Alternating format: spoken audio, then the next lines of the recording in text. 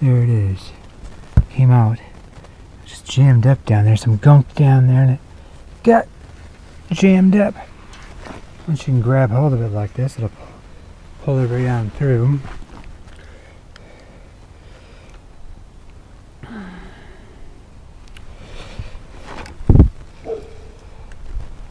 Until, there we go.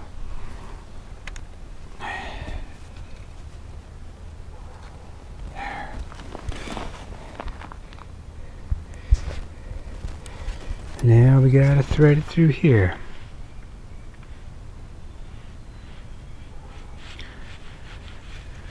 We're through there with no problem.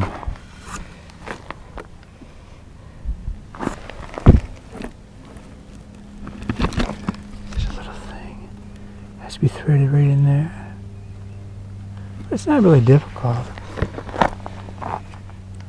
It's not really difficult at all. Just trial and error. Before you can pull this, before you tighten up that, you want to make sure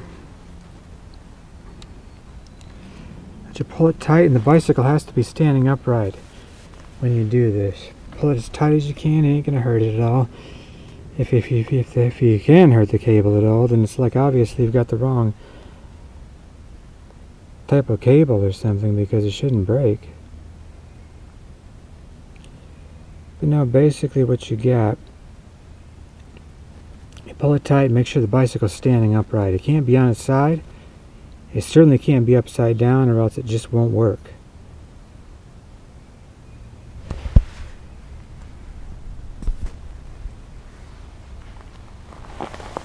I found that out.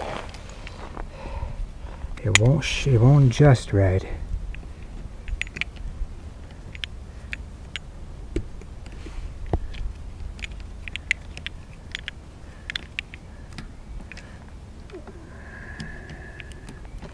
That's not even the way it should go, really, but I'm just doing it real quick.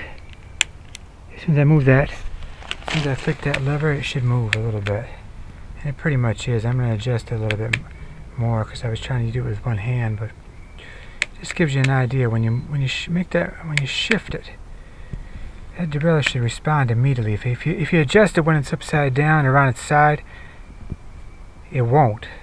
You'll have to adjust the barrel adjuster, which is another thing altogether, but this is how it's done. Basically, it has to be standing up when you tighten that derailleur bolt.